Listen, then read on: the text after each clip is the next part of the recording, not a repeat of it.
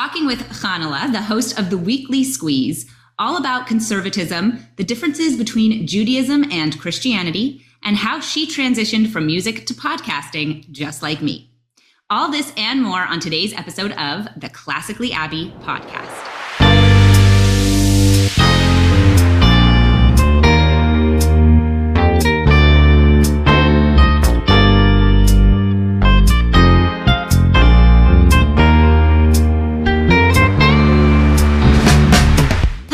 Welcome to the Classically Abby podcast. I'm so glad you're here. Here we talk about classic living, traditional values, and modern femininity. If you aren't already subscribed to the podcast, make sure to do so and leave a review on Apple Podcasts.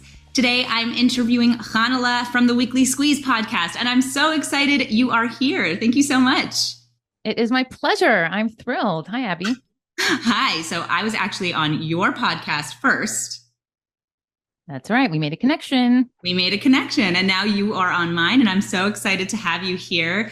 If you are new to the podcast, we have generally three or four segments. When I have an interview, it's 3 segments. We do an interview, then we follow that up with a faith talk, and we finish up answering premium subscriber questions to my Substack. So let's just get right into the interview. I want people to get to know you. I want people to know who you are, and I think that you're such an interesting person. So let's start there. Can you tell my subscribers a little bit about yourself, how you got started in podcasting, and what your mission is?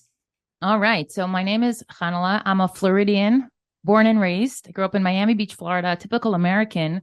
Long story short, after having a traditional Jewish education, I ended up in New York City looking for my husband. I was officially on the dating market. And because New York is such a hub for singles, and it was even back in the day, 15 years ago, 20 years ago, I moved into an apartment there and I just started serial dating. Like that was the process. And then much to my parents' dismay, I met someone that I was not set up with. He was working on 47th Street. But he was my bashert. He was my destined one. And it took a while until my parents accepted that maybe it wasn't exactly what they had in mind for me.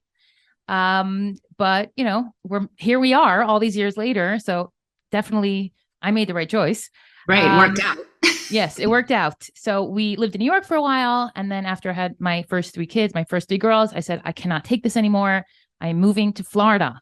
And I moved back to Florida and we bought a house and everything was terrific. And then the 2016 election rolled around and I was just like, I was really, really like entrenched. Like I think I lost part of my eyesight just from Twitter alone. Like that's how like obsessed I was. And at some point we were sitting outside one night looking up at the stars. And I said to my husband, I know you're Israeli and I know you don't want to go back, but I think we should make Aliyah. I think we should move to Israel. And that is pretty much what we did. And I brought people said I was crazy, like you're going to kill your music career. But, God has a way to help everyone no matter where they are. And here we are.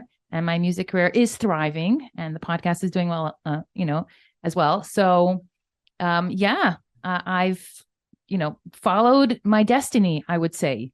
And you asked me what my mission is. Well, as a singer, my mission was always multi-leveled or, there are a lot of things that were important to me. First of all, obviously sharing like Jewish tradition and my culture through music. And I performed all over the world for all different types of communities. So that was like really important that my music have a message. My music always had a message, bringing people together. As an observant Jewish singer, I want to, create that sense of community wherever I go and connect people from all different backgrounds and beliefs. Music is obviously uplifting. Jewish music in particular has always been used to, evoke joy and comfort and inspiration. So I really tried to share those positive emotions with my audience. Educating people, there's a lot to learn, not just from the music, but even in between the songs. When I used to speak and communicate, there was an opportunity for me to be like a bit of a teacher. So that was always fun. And then, expressing devotion to God, because, we sing in the synagogue and in all faiths, music is used to connect. It reveals a very spiritual side of you. And I always felt like I was able to express my love and devotion to God through song. So I would say that's pretty much my mission in a nutshell. I love that mission. That's incredible. I mean, music is so important to me too. People know I am a professional opera singer. I haven't sung professionally in a little while, but that was what I did before I started Classically Abby. And I think one of the things I've always talked about is how music is a universal language. No matter what language you actually speak, you can communicate through music. True. Yeah. And I saw that time and time again, because I would go travel to different communities. Like that was my job. I was a performing artist on the road, and I would walk into a room of people that I never met. And often they were different ages. They were different, their religious affiliations were different. And as soon as I took up my guitar and started strumming and everybody relaxed a little, like that instant connection was made. It was so powerful. And people used to tell me, I'm let's say a leader in my synagogue for all these years. I give classes once a week. I've never seen my crowd so turned on as they were when you were singing. Like, it's so powerful. And I said, well, this is just what I do. And everything else just kind of happens because the power of music. Yeah. So what made you transition from music, or rather maybe not transition because you're doing both, but in a sense, transition from music into podcasting? Okay. So I feel bad I didn't get into podcasting earlier. I don't know why. There was also a time when I felt bad I didn't get into social media earlier, but I'm a little bit of a late bloomer in that sense. I remember, thinking to myself, Facebook, schmacebook, who needs it? And then everybody was on Facebook. And Instagram, schminstagram, who needs it? And then everybody was on Instagram. And podcasting, the same thing. So I kind of fell into it pretty recently, actually. And I think this is something we also have to unpack, because your listeners might not know that Jewish women don't, or observant Jewish women, Orthodox Jews, we don't sing for men. Mm-hmm. So I have never sung for a mixed audience. I've never sang for men before. I will share a funny story, though, quickly, that you guys will appreciate. I once sang in Bal Harbor, and it was an older crowd. And I looked out in the crowd, and I see in the back row, there's like an 80-year-old woman with her 80-year-old husband. And I was like, okay, I guess, he slipped under the radar. And they came over to me after the show, and he was like, that was so amazing. That was so terrific. And his wife looks at me and she goes, please forgive me. He thinks you're Barbara Streisand. I was like, okay, we could, I could. You could take that compliment. I could take that compliment. Exactly. But really, I don't sing for men, because of, there's actually a spiritual reason for that, which we could get into if you want. Yeah. Yeah. Okay. Yeah. So, I would love to, I think it's always interesting for my listeners to understand where certain things that we do come from. Now, I didn't observe that. I sang for men. And I have kind of some rabbinical opinions that lean a little bit more lenient on that topic. But I also know Kol Isha, which is the term for this, of women not singing in front of men, is very important for many women, and they consider it halacha, meaning law. So can you explain the concept a little bit? Yeah, totally. Okay, so men and women have a different criteria for sexual arousal. We know that. Mm-hmm. Hearing, and according to Jewish tradition, hearing a woman sing is sexually arousing for a man. And by sexual arousal, I mean like he's thinking of her in terms of her physical dimensions as opposed to her spiritual qualities. Mm-hmm. So while it might be hard for a woman to imagine such a thing, the sages were very in tune with human nature. They were. And this rule has been kept by Jews for thousands of years, because men and women do have this different criteria for sexual arousal. Mm-hmm. So with this in mind, the Torah set up these barriers to protect society's moral fabric, essentially. And the emphasis was placed to counter the reality of the man's weaker character in those areas. Mm-hmm. Hearing the pleasant melody of a woman singing could be an issue for a man. And therefore, we do our best to refrain from exposing them to this erotic situation. Now, you could argue that, things have changed, and we're in a modern world, and that sensitivity maybe has been lost, like the sensuality of a woman's voice. And there's room there is room to say that, to suggest that. And like you said, different rabbis have different opinions. Yeah, I mean, what I'll However, say, yeah, go ahead. You finish and then okay. I'll But interject. however, there is a story in Greek mythology which I always found fascinating. I don't know exactly the details, but the sirens, they were called the sirens. They were female seductresses, and they used to lure sailors with their voices. So the concept that men could be lured in by a woman's sweet voice, it's not crazy to, that is the reality. So Mhm. even though we might be, enlightened today, if anything, you could even argue the opposite, that like the media influence has actually created this atmosphere where the sexualization of women and the objectification of women is even stronger than ever. Yeah. So, and just to wrap it up, people are listening might be saying, well, what does that like? If the men can't control themselves, why do the women have to suffer the restrictions? Mhm. And ultimately, it's because we're all in this together, and we all have to do our share to help each other out. So, it's at my advantage. It's in my advantage to help men keep things under control. It is in Mhm. my advantage, and ultimately it serves both men and women to avoid the situations which will lead to promiscuity.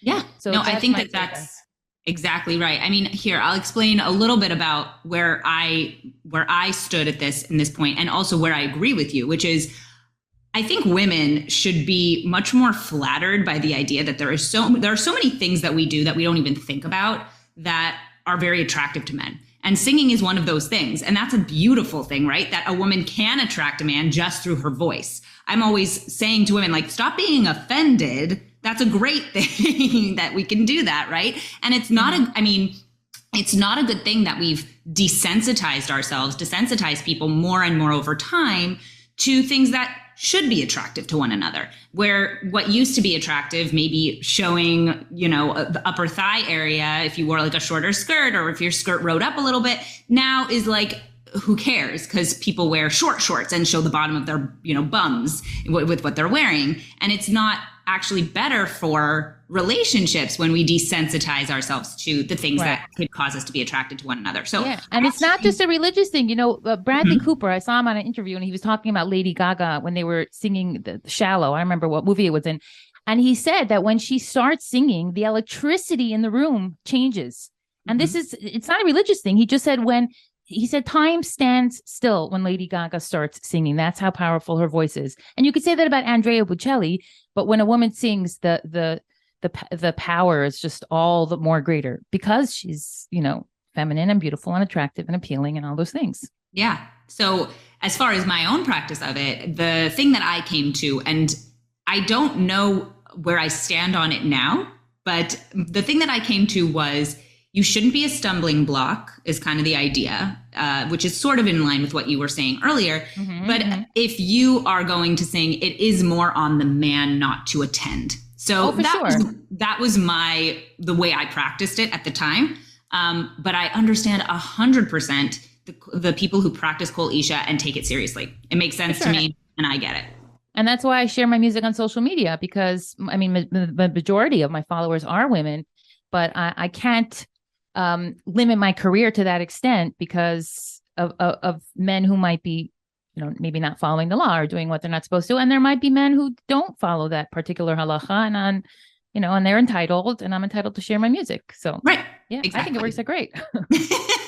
I love it. I love it. And I'm so glad we got to have that discussion because I think it's really interesting, as always, to introduce people who don't know a lot about these Jewish laws to more ideas that they've never heard of and explain where they come from. So so that kind of leads into my next question, which is, you might know that many of my subscribers are Christian, and I find they're often curious about the differences and similarities between Judaism and Christianity. So I figured I would kind of say what I think is the biggest difference and the biggest similarity. And then I would love to hear your thoughts on that because I think it's so interesting from an Orthodox perspective. So for me, I think that the biggest difference between Judaism and Christianity is simply the fact that it's an ethnicity. That for us, when we have a child, when a woman has a child, it's passed through the mother, whether that child is Jewish. And even if you're not a religious Jew, even if you don't observe the laws or even believe in God,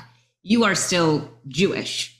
That doesn't really exist in Christianity in the same way. But the biggest similarity is the values. I mean, they're called Judeo-Christian values for a reason, that we all are sharing these traditional values that are so important, that make up, as you said, the social fabric of society, like that, or rather the moral fabric of society, that is so important. And I think that that's really the biggest overlap. So now I'd love to hear what you think. Okay. So I dug a little deeper because I really wanted to, I really wanted to get to, and you gave me some food for thought because, you gave me kind of an outline of what we might talk about. And when you mentioned Christianity, I said, well, what do I actually know about the differences? I grew up Jewish. We didn't study Christianity. It's not something I know much about, honestly. So I went back to the original sin. So let's talk about the original sin for a second. Adam and Eve are in the Garden of Eden. God tells them not to eat the apple from the tree of knowledge, and they eat the apple. And we all know that they were evicted from the Garden of Eden, and that all ended quicker than, 1, 2, 3. So although the Christian idea does differ greatly from the Jewish idea, both concepts are actually, let me restart. So Judaism believes that the original sin had a significant cosmic repercussion in the world, and that Adam and Eve were created as perfect beings who were connected to God, and then they sinned and they were separated from God. It created a separation between them. So Christianity views the original sin as like an irrevocable and like an unchangeable a blemish, a blight on the human soul, making connection to God impossible except through faith in Jesus. That's the core essence of Christianity. Judaism, on the other hand, teaches that the essence of the divine soul always remains untainted and holy. And the sin actually only introduced a secondary soul known as our animal soul. And that contains the drive for egotism and selfishness and hedonism and all the things that pull us away from God. So, we learn in Judaism this hopeful vision that we do have the freedom and the capacity to liberate ourselves and achieve a level of holiness and perfection and reconnection with God. And we could fight, we can win over those negative forces, and that through the Torah and through the actual practice of Judaism, we reconnect, and we kind of, tikkun olam is an expression that's been hijacked by the Reform community, but ultimately it means to repair the world and bring it back to the original state that it was in the Garden of Eden. So that's why Judaism places such a strong emphasis on observance and practice, and Christianity prioritizes faith. They talk a lot about faith. What's in your heart? What do you believe? Do you believe? Are you a believer? Observant Jews, we have so many commandments, 613 commandments. And from the morning to the night, we're busy, preoccupied. You don't even have time to think. You don't even have time to believe. God gave the Bible, God gave the Torah on Mount Sinai, and the Jews said, we will do, and then we will hear. First, we're just going to do. And God kept them busy.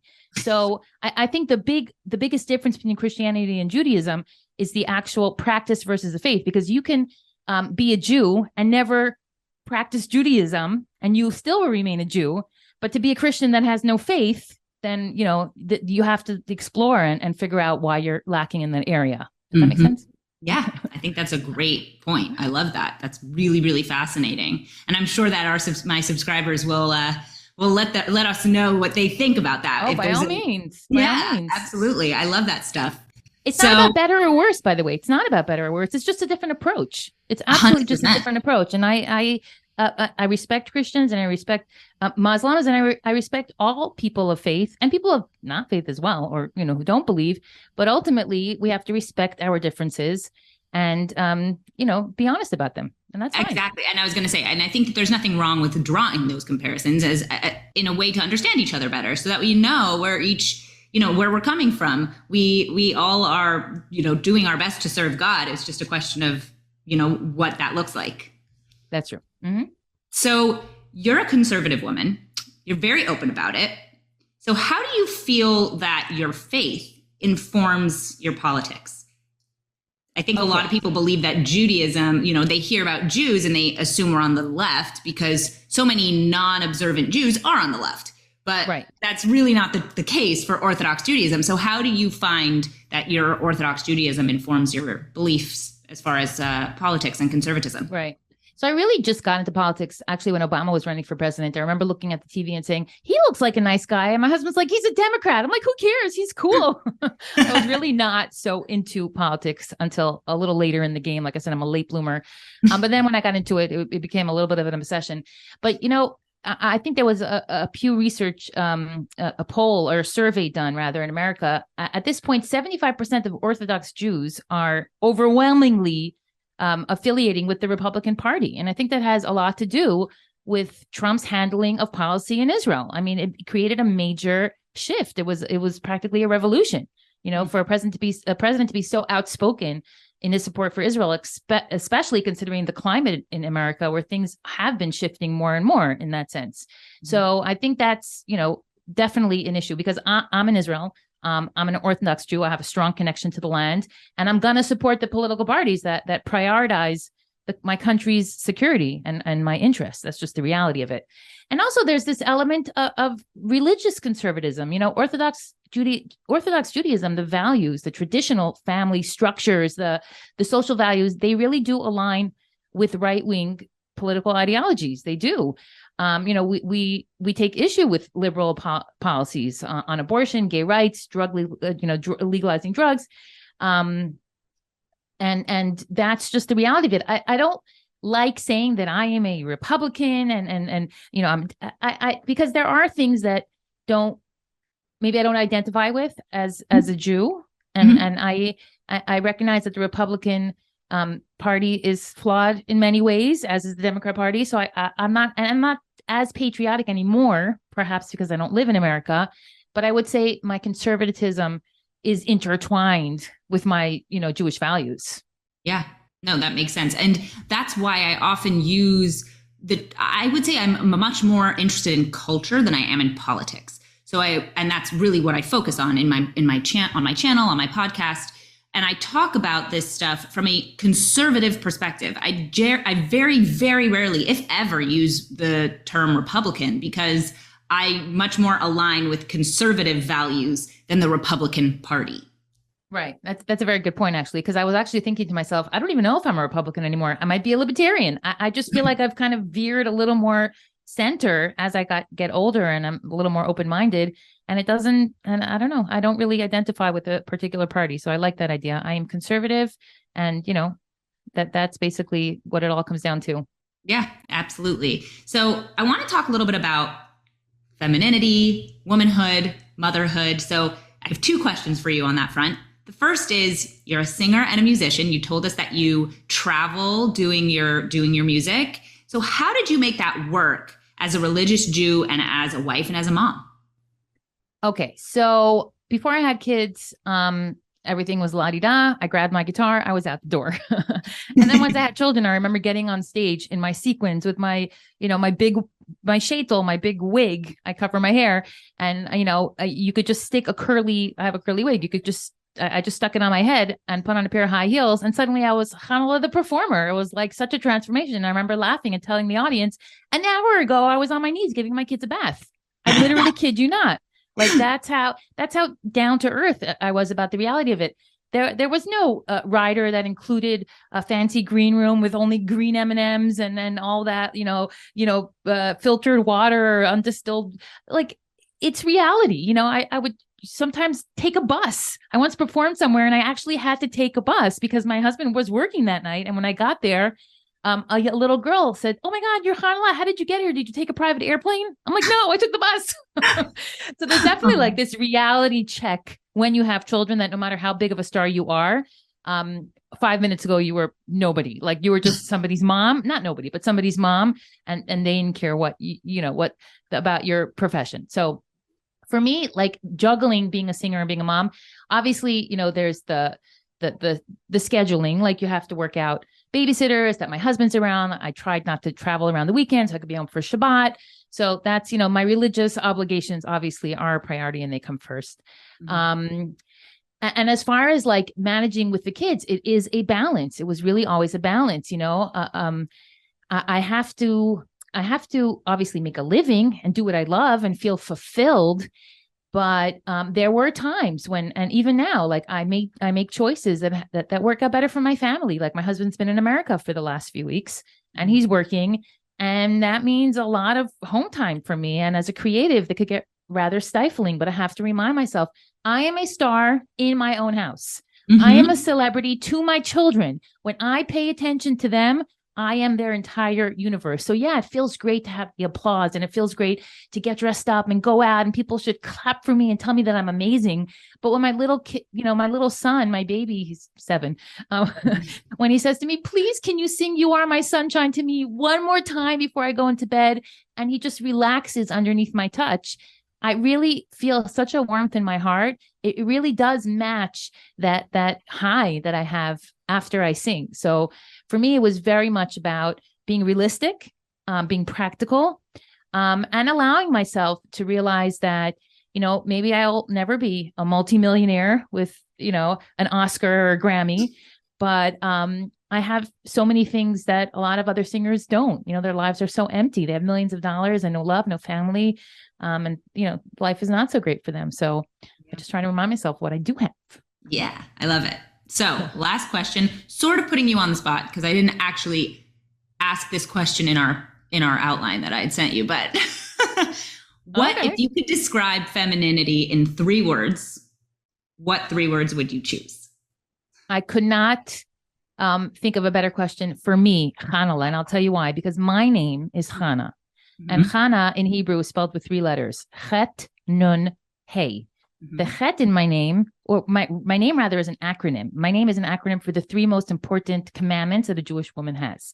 That is Chala, which is separating the kneaded dough before you bake it. This was, and in the times of the temple, it was donated to the priests, the dough, a portion of the dough every week. Nida, which is the laws of family purity, which we don't have to get into, but anyone could do a quick Google search for the Jewish laws of family purity and see what that's all about. But basically, it's separating when you have your period and going for ritual immersion every month. And then the Hey is Hadlakat Hanerot, which is lighting the Shabbos candles or keeping Shabbat. So for me, my femininity, ties into my name, because Chala, Nida, and Hadlakat Hanerot, that's the acronym for Chana, which is my name. Also, my name actually means grace. Chet Nun, Chen, means grace, and grace is a very feminine quality. So I grew up in an Orthodox home, but we were also Hasidim, actually, and not the ones with the curly payas, but rather Chabad Hasidim. And the Lubavitcher Rebbe was a revolutionary leader in his approach towards women in Judaism. And I grew up being encouraged to be a strong woman. My grandmother was a published poet. My great aunt was a published recording artist. She was the first woman in the history of Jewish music to create albums of children's music in the 1970s. We grew up listening to her records. It had never been done before. I don't know if you know the song, Hashem gave us a present. Do you know what it was? He gave us it. You know it? Yep. So she wrote that song and all these little preschool songs. Yeah. So I grew up knowing that we can do anything, but at the same time, we were taught very specifically that it was because of the Jewish women that we were merited to leave Egypt. It was because of the Jewish women, the crown of the Jewish people, that we continued to convey the important messages that were in the Torah, and to maintain our identity, and to keep the chain alive, or keep our traditions alive, and keep the not break the chain. And for me, tapping into my strengths as a woman and living a life as a Torah Jew were always completely cohesive. I was never told to lower my voice. I was never told to cover up and be quiet and go away. I was told, be bold, be bright, be feminine, be graceful, revel in the commandments, revel in the mitzvos that bring out your femininity, and you will reap the benefits by having a great home, which I do. I have 4 great kids and a loving husband, B, a great career, and C, meaning and fulfillment in my spiritual life. So for me, I would have to say the 3 words are Chala, Nida, and Hadlakat Hanerot, all Hebrew. So now let's get into our faith talk for the week. So this week's Torah portion is Beshalach, which means when he sent, as in Pharaoh sending the Israelites out of Egypt. So I'm going to give a quick overview of this week's Torah portion of the Parsha. That's that word in Hebrew. In this week's Torah portion, the Jews are sent out of Egypt by Pharaoh. God immediately takes them to the Red Sea, knowing that Pharaoh will believe that the Israelites are lost and trapped in the desert. Because of that, Pharaoh is planning, he will chase after the Jews, regretting his decision to let them go. So Pharaoh does that, and the Jews cry out to Moses, asking why God took them out of Egypt, only to have them die in the desert.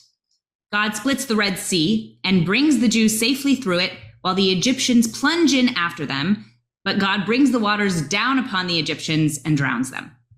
The Israelites praise God for saving their lives. After walking for 3 days without water, they come to Marah, but the water is too bitter to drink. Moses throws in a piece of wood and the water becomes sweet. After a month of wandering in the desert, the Israelites have run out of food. God promises to bring them manna during the day and quails at night. Moses directs the Israelites on the exact ways to gather the manna, and many of them ignore his instructions. Later, they run out of water again, and Moses hits a rock which issues forth water. At the end of this Torah portion, the Jews fight Amalek, which is a group of people that's very, has a lot of notoriety in the Jewish faith, they're kind of like our lifelong enemy. And when Moses raises his arms, the Jews begin winning the fight. But when he lowers them, Amalek wins. He sits down and 2 people support his arms to keep them in the air, and the Israelites win the war. So that is this week's Torah portion. I don't know about you, but I love Exodus. I love Shemot. What do you Totally. Yeah, right? It's so amazing. Well, first of all, when we talk about it with our kids, it's the most, it's a story. It's a beautiful story. I mean, The Prince of Egypt is just a phenomenal film because it's full of adventure and it's full of drama and tension, and then there's this redemption at the end and freedom of the slaves. I mean, it's just such a powerful story. Mm-hmm. For me, I personally love the part when the Jews come to the Dead Sea and it splits. The Red Sea, I'm sorry. I live in Israel, so I'm thinking about the Dead Sea. But the Red Sea splits and the Jews cross, and when they get to the other side, Miriam, who's Moses' sister, takes out her tambourine and she starts dancing and singing with the Jewish women. And it's so amazing because it's right there in the Bible how the women used their voices to inspire and to reinvigorate a nation that was dehydrated, exhausted. I mean, the fear that they felt as the Pharaoh's troops are approaching, that they would have to go back to Egypt. There were Jews that didn't want to leave Egypt. They where they were going and what the future held. So for them to have a moment of sheer joy when they could just let go and dance and celebrate and hold hands with their sisters and connect and use their voices to praise God, I think it's one of the most powerful moments, certainly in Shemot, in the book of Shemot of names. And it's something I've sung about. It's something I've written music about. And for me, that's why this particular parsha was always very special. This particular, Sedra of Shemot. Yeah. I felt totally exactly the same way. I always loved that part. As a singer, as a woman, it always really inspired me because not only were they raising their voices in song, it was in praise of God. And to me, that made it feel like any time I raised my voice in song, even if I wasn't singing a prayer, it was directly in praise of God for giving me this voice, for giving me this opportunity to sing. Yeah, well, the music is an expression of the soul. I mean, there's no question about that. I actually just had this conversation on my podcast with a journalist named Eli Lake. He's really like square, he writes for Bloomberg, like really like, one of those stiff, professionals. And then he starts talking about music and he tells me that he's a huge hip hop fan. I'm like, I would never, ever have imagined that you like rap music. And he asked me if I feel that there's some sort of spiritual element in music. And I said, absolutely. Music is the pen of the soul. And that's why you have the most, obviously we could talk about classical music all day because that's, your specialty. We know that some of the music pieces created by these, by these composers is just beyond comprehension, the sophistication of it. I mean, this stuff could be analyzed for generations to come. Can't compare it to some of the stuff that's coming out now. But the reason for that is because the capacity to sing is a godly quality. It really is. And I do think that it's something that we can tap into that could create that connection. Sometimes you cannot connect to God unless it's through a song, unless it's through, putting on whether it's your favorite singer, or if you're a person of faith and you go to church and you go to synagogue and they're singing that hymn or that prayer, that suddenly you feel emotional, and that's good. That's great. That we're supposed to have those tools to help us in our service of God. So I believe that 100%. Talent is a gift, and it's a godly one. Yeah, I love that. And I totally agree. So we had a quick technical difficulty given that we are recording around the world from each other, but we're back. And I want to talk about the fact that the Jews don't trust in God after having all of these miracles done for them, right? They just saw all of the plagues happen in Egypt. Like the most you could ever see God's presence just happened to them. And then they spend this entire Torah portion complaining, whining, showing fear, not trusting in God, right? Like it's so interesting that we see the Jewish people who have just seen, and this happens throughout the Torah, right? We see them like they receive the Torah, or they're told they're going to receive the Torah, and 2 minutes later, they're like building the golden calf, right? Like they just don't have that innate trust in them. So why? So I think there's two parts to this. One is that it is human nature to forget the good quickly. When something good happens to us, when we feel like God has given us blessings, within 2 or 3 days, like that fades. It's interesting. I'm reading a book called The Happiness Hypothesis, and it's called The Adjustment Principle, and the idea that we adjust to any circumstances very quickly and go back to kind of this like middle ground. So like God does something amazing for us. We don't just live our lives thinking, okay, God's going to continually do amazing things for us. We can notice his presence. We can notice his miracles. Instead, we just kind of revert back to, well, why isn't God doing something for me today? There must be something wrong.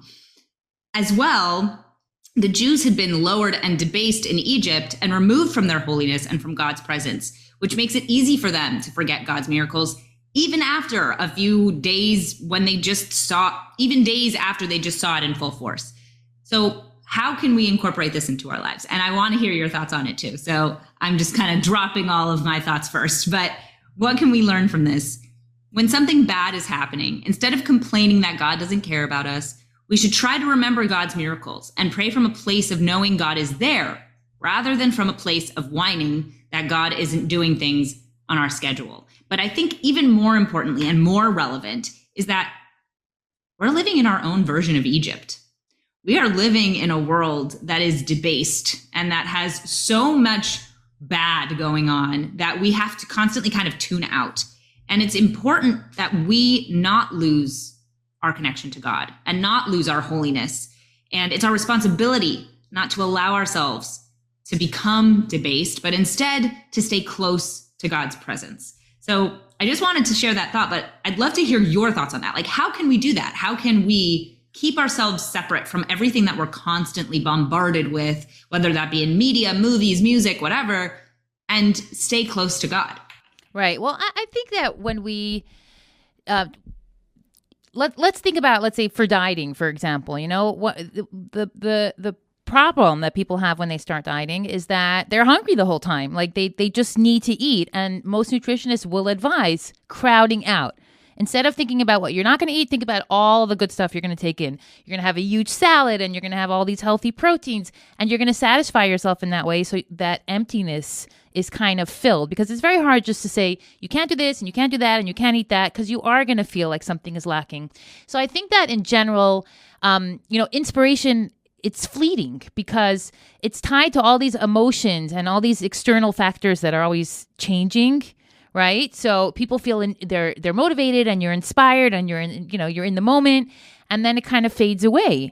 So it's really hard to sustain those high levels of inspiration and motivation without a plan. You need a clear plan. You need actionable steps to turn the inspiration and turn the ideas into reality. So if you want that inspiration to last longer, you have to anchor it like in values and in goals and engage in activities and behaviors that bring joy and meaning to your life. And I think when the Jews left Egypt, they hadn't received the Torah yet. They did not have a plan of action. They didn't have concrete ways to manifest, to channel this inspiration and this gratitude. So because they're humans and it's human nature, it came and it really quickly and it went really quickly. So I think the lesson we could learn is that when you are feeling those moments of inspiration, don't assume you're going to wake up tomorrow ready to change your life because today you had a great experience either in synagogue or reading a book or listening to an audiobook. We're all like jazzed and excited. My life is going to change today. And then, bad habits just creep up 1, 2, 3. You really have to put an action and plan and have concrete steps that will keep you getting towards your goal and give you those little moments of pride and success and, gratification. And then the inspiration, when it comes, will only boost your journey. Does that make sense? I love it. I think that's absolutely correct. I like the idea of, they always say you can't not do something. You can only do something. So if you're trying not to do something, instead of saying, I'm not going to do that thing, you say, I'm going to replace, it's exactly what you were mentioning. You're going to replace it with a different action. And I think that's exactly right. And that's the way that we have to live our lives in a positive manner. We have to do things that are good and fill our souls, our hearts, our cups with things that will keep us close to God, will keep us, strong in our faith, strong in our beliefs, even when we're surrounded by things that we're you can't live on inspiration alone. You cannot live on inspiration alone. Yes, absolutely. It's got to be part of something bigger. I love that. That's interesting stuff. It's a great conversation. So now let's get into my premium subscriber questions. If you would like to submit questions for podcasts just like this, make sure to head over to classicallyabby.substack.com and become a premium subscriber today. So let's start off with this question. And these were specifically for you. So we've got a couple that are just specifically because people knew you were coming on. So what regional differences are there between people who practice Orthodox Judaism? What do you mean by regional? So I think what she's talking about is, do people who are from Morocco practice differently than people from Germany, practice from people, around the world? Okay, so obviously there's the major two groups of the Jewish ethnicity, which consist of Sephardim and Ashkenazim.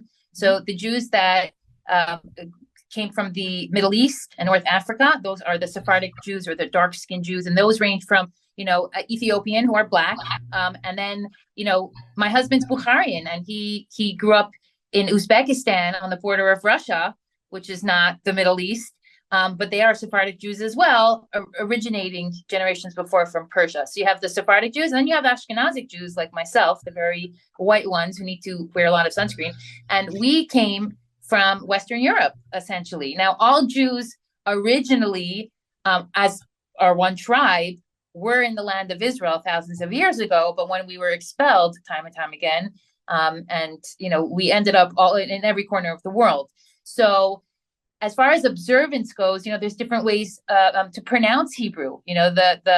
The Yemenite Jews, you could barely understand them. Obviously, there's the language of Yiddish. A Yemenite Jew and a Hasidic Jew are so different in so many ways. They really do. It's really hard to believe they're practicing the same religion.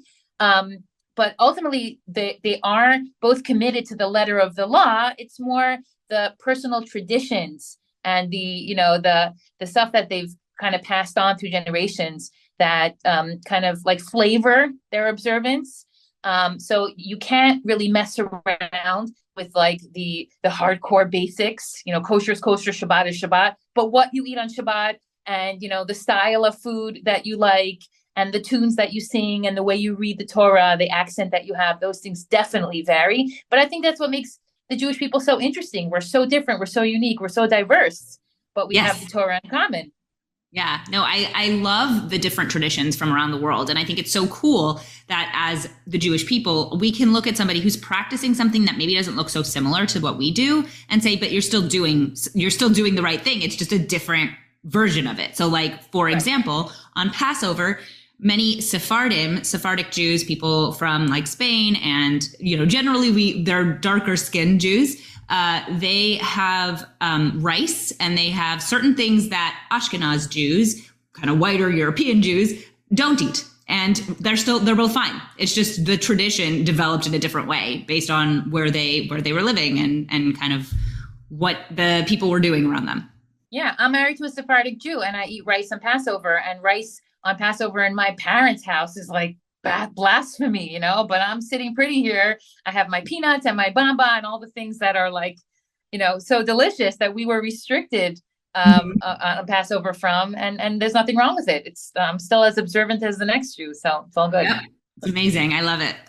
Another question that I got is, I'm a Reformed Jew and I struggle with being a conservative in a Reformed synagogue, as most of the people in my community are leftists. Do you have any advice? Ooh, that's a good one. Okay, let me think for a second. All right. So first of all, you definitely want to unite. So you want to focus on your shared values. You do want to see what you do have in common.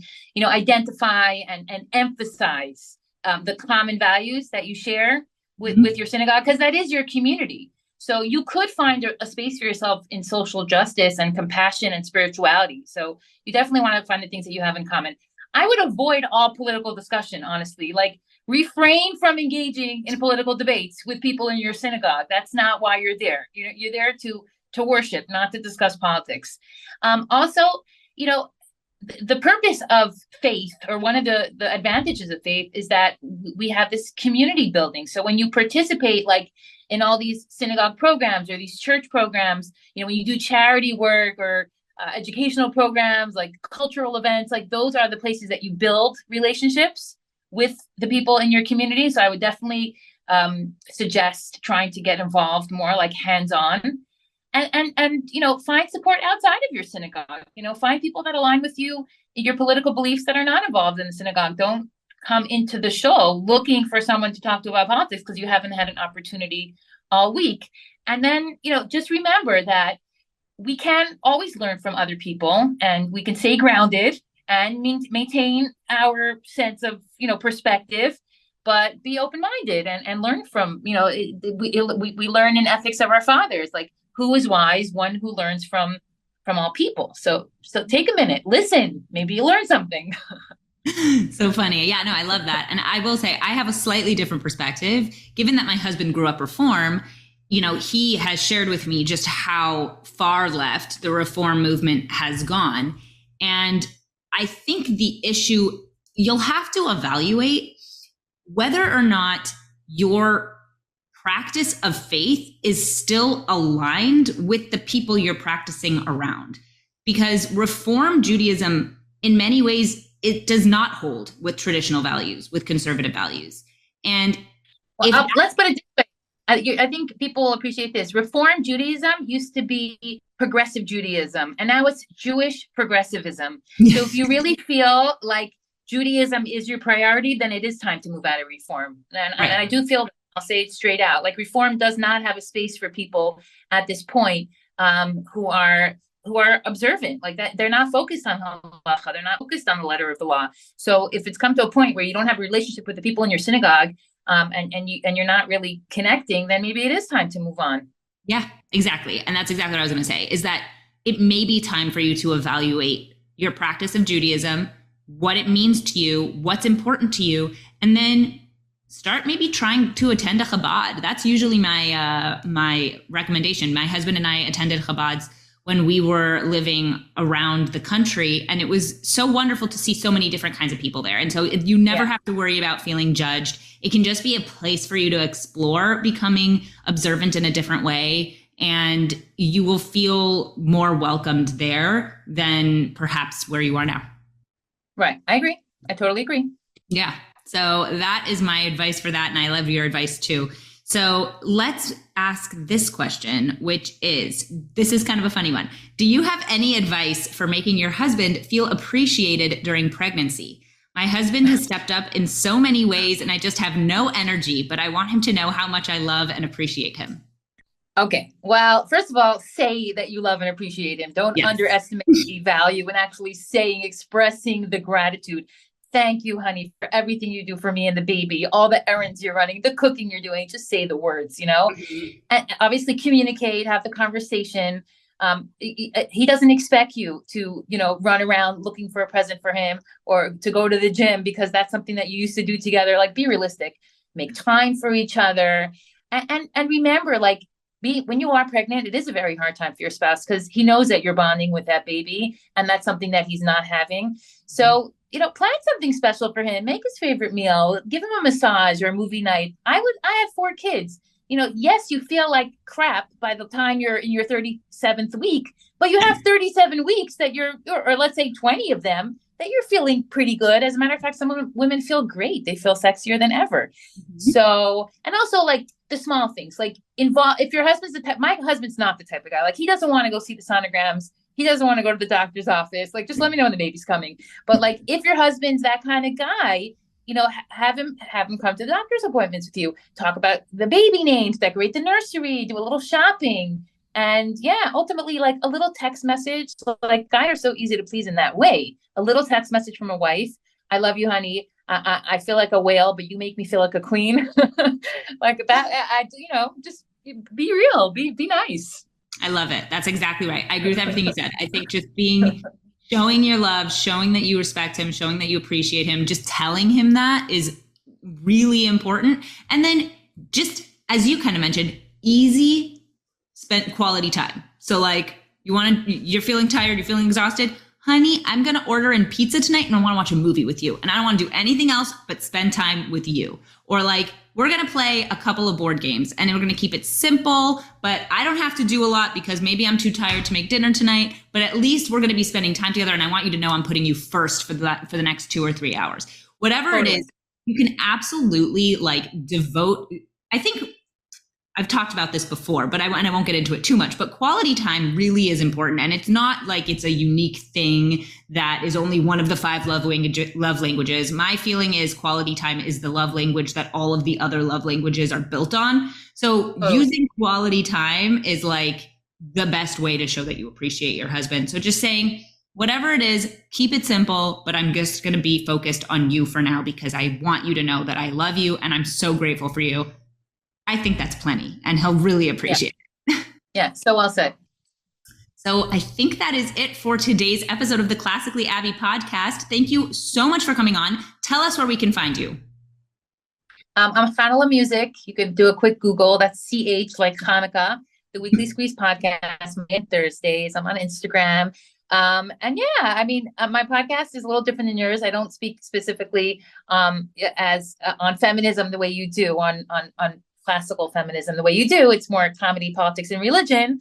But I have connected to you. So I do know that if people like you, they were like me and vice versa. My audience loved you. And it's always nice to make a connection with women around the world. And I am grateful that you gave me this opportunity.